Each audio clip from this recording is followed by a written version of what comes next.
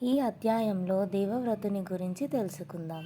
గంగాదేవి మానవ శరీరం ధరించి అపురూప లావణ్యంతో ఎదుట నిలబడి ఉండగా ఆమెని చూసి శాంతను చక్రవర్తి ఇలా అన్నాడు. తన మీద ప్రేమతో తన రాజ్యాన్ని, ధనాన్ని, తన సర్వస్వాన్ని, ఆఖరికి తన ప్రాణాన్ని కూడా ఆమెకి సమర్పించడానికి సిద్ధపడ్డాడు. తనని పెళ్లి చేసుకోమని కోరాడు.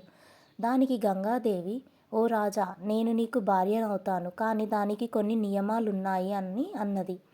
నేనెవరినో, ఎక్కడ్నుంచి వచ్చానో నువ్వు గాని మరెవరు గాని నన్ను ప్రశ్నించకూడదు. మంచి చెడు ఏది చేసినా నీవు నాకు అడ్డు రాకూడదు. ఏ సమయంలోనూ నాపై కోపం పడకూడదు. నాకు అయిష్టమైనదేది నీవు మాట్లాడకూడదు అని చెప్పింది. దానికి శాంతను చక్రవర్తి సరే అన్నాడు. వారి వివాహం అయ్యాక వారికి చాలామంది పిల్లలు జన్మించారు. పుట్టిన వెంటనే ప్రతి శిశువును గంగాదేవి నదిలో పడేస్తుంది. తిరిగి శాంతనుడి దగ్గరికి వస్తుంది. ఇది చూసిన శాంతనుడు తన చర్య రాక్షసమైనదిగా అనిపించి తన హృదయ వేదనను అణుచుకొని తనని ప్రశ్నించలేక ఏమీ చెయ్యలేని వాడిగా మిగిలిపోయాడు. అలా ఆమె 7 పిల్లలను గంగానదిలో పారవేసింది. 8వ శిశువు జన్మించగానే నదిలో పడవేయబోయే ప్రయత్నం చేయగా శాంతనుడు గంగాదేవిని అడ్డుకున్నాడు.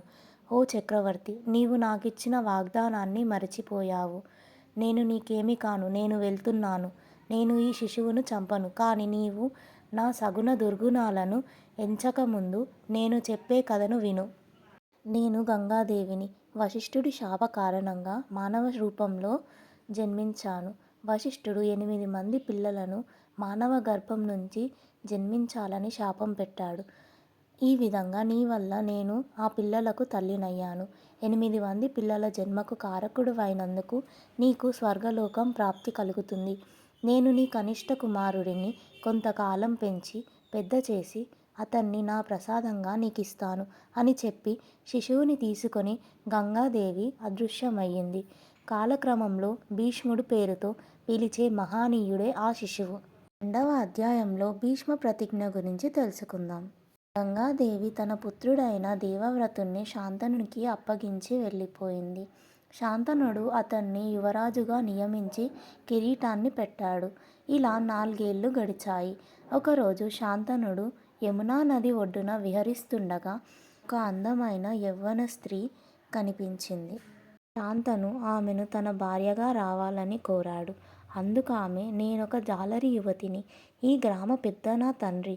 దయచేసి తమరు ఈ వివాహ విషయం నా తండ్రిగారి వద్ద ప్రస్తావించండి. ఆయన అనుమతి తీసుకోండి అన్నది. శాంతనుడు ఆమె తండ్రి అయిన దాసరాజు దగ్గరకు వెళ్ళి తన కుమార్తెను తనకిచ్చి వివాహం చేయవలసిందిగా కోరాడు. దాసరాజు శాంతనుడితో, తమరు ఆమెను వివాహమాడడానికి ముందు నాకొక వాగ్దానం చెయ్యాలి అన్నాడు. దానికి శాంతనుడు, కేవలం వాగ్దానమే అయితే చేస్తాను అన్నాడు. యువతి తండ్రి, నా కుమార్తెకు మీకు కలిగిన కుమారుడే మీ తరువాత రాజ్యాన్ని పాలించాలి అనే వాగ్దానం చెయ్యాలని కోరాడు. అయితే శాంతనుడు ఆ వాగ్దానం చెయ్యలేకపోయాడు. ఆ విధంగా వాగ్దానం ఇవ్వడం అనేది యువరాజై ఉండి రాజు కాబోయే దేవవ్రతుణ్ణి వెనుకకు నెట్టినట్లు ఉంటుంది. ఈ మూల్యం చెల్లించి యువతిని వివాహమాడటం సిగ్గుచేటు. తక్షణమే అతడు తాను కోరినది నెరవేరలేదనే విచారంతో హస్తినాపురానికి తిరిగి వచ్చాడు. ఓ రోజున దేవవ్రతుడు తన తండ్రిని ఉద్దేశించి, తండ్రి, మీకు కావాల్సినవన్నీ ఉన్నాయి. ఎందుకు మీరు విచారంగా ఉన్నారు? అప్పుడు శాంతనుడు, నాయనా, నీవన్నది నిజమే. నీవు నాకున్న ఏకైక కుమారుడివి. నువ్వెప్పుడు యుద్ధ సంబంధ కార్యంలోనూ శత్రువులను జయించడంలోనూ మునిగి ఉంటావు. నువ్వు 9 కుమారులతో సమానం. కానీ నీకేమైనా జరగరాని హాని జరిగితే మన వంశం అంతరించిపోతుంది. వంశ సంతతి నిలబడడానికి ఒక ప్రాణిపై ఆధారపడడం సరికాదు. అదీగాక మన వంశం వృద్ధి చేయాలనే కోరిక కలిగింది. ఇదే నా విచారానికి కారణం అని శాంతనుడు చెప్పాడు. దేవవ్రతుడు తన తండ్రి మనోవేదనకు వేరే ఏదో కారణం ఉందని ఊహించి రథసారథిని ప్రశ్నించాడు. అప్పుడతను యమునా నది ఒడ్డున ఓ జాలరి కుమార్తెను చూసినట్లుగా చెప్పాడు.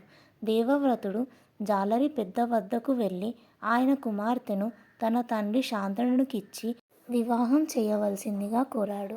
అతడు దేవవ్రతునితో, మీ తండ్రి తరువాత మీరే రాజవుతారు. ఈ అంశమే మా కుమార్తెతో మీ తండ్రి గారి వివాహానికి అడ్డుగా ఉన్నది అని అన్నాడు. దేవవ్రతుడు జాలరి పెద్దతో, నేను చెప్పేది వినండి. ఇదే నా వాగ్దానం. నీ కుమార్తెకు జన్మించిన కుమారుడే రాజవుతాడు. ఇది నిశ్చయం. అలాంటి కుమారుడి కోసం నాకున్న యువరాజ్యాధికారము తరువాత లభించే రాజు అధికారము వదిలేస్తున్నాను అని దేవుని సాక్షిగా ప్రమాణం చేశాడు. జాలరి పెద్ద దేవవ్రతుణ్ణి ఉద్దేశించి, మీరు నిశ్చయంగా మహావీరులే. నా కుమార్తెను మీ తండ్రి గారి వద్దకు తీసుకెళ్ళండి అని అన్నాడు. యువతి తండ్రి ఇలా అన్నారు, మీరు సత్యవాక్కు కలవారు, ప్రతిజ్ఞను నిలుపుతారని నాకు తెలుసు. కానీ మీ కుమారులు న్యాయంగా వారికి చెందవలసిన రాజ్యం గురించి ఊరుకుంటారా? మీ కుమారులు కూడా మీ వలనే గొప్ప వీరులవుతారు. వారే రాజ్యాన్ని ఉంచుకునే ప్రయత్నం చేస్తే వారిని అడ్డుకునేదెవరు?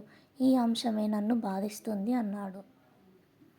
జాలరి పెద్ద మాటల్లో ఉన్న విషయాన్ని గ్రహించిన దేవవ్రతుడు, ఇదే నా కఠిన ప్రమాణం. నేనసలు వివాహమే చేసుకోను. నిరంతర బ్రహ్మచార్యానికే నా జీవితాన్ని ధారపోస్తాను అంటూ 2 చేతులు పైకి జోడించి చెప్పాడు. దేవతలు దేవవ్రతుడిపై పుష్పవర్షం కురిపిస్తూ భీష్మ భీష్మ అని పలికారు. భీష్మ అంటే ఓ కఠిన ప్రతిజ్ఞ చేసి దాన్ని తూచా తప్పకుండా అమలు చేసేవాడు అని అర్థం. భీష్మ అనే పేరు ఆ క్షణం నుంచి దేవవ్రతుడికి సార్థక నామం అయ్యింది. తరువాత భీష్ముడు జాలరి పెద్ద కుమార్తె సత్యవతిని తోడ్కొని తన తండ్రి శాంతనునికి అప్పగించాడు. శాంతనునికి సత్యవతి వల్ల 2 కుమారులు జన్మించారు. వారే చిత్రాంగదుడు, విచిత్రవీర్యుడు. వీరిద్దరూ ఒకరి తరువాత మరొకరు రాజ్యాన్ని పాలించారు. విచిత్రవీర్యునికి 2 కుమారులు కలిగారు. ఒకరు ధృతరాష్ట్రుడు, మరొకరు పాండు. విచిత్రవీర్యుని ప్రథమ భార్య అయిన అంబికకు ధృతరాష్ట్రుడు జన్మించాడు. రెండవ భార్య అయిన అంబాలికకు పాండు పుట్టాడు. ధృతరాష్ట్రుడికి 9 కొడుకులు. వీరిని కౌరవులు అన్నారు. పాండురాజుకు 5 కుమారులు. వీరే పంచపాండవులు అని ఖ్యాతి గడించారు. భీష్ముడు తమ వర్గం వారందరితోనూ గొప్ప గౌరవాన్ని పొందుతూ చాలా కాలం జీవించాడు. అతడు కురుక్షేత్ర మహాయుద్ధం అంతం వరకు జీవించాడు.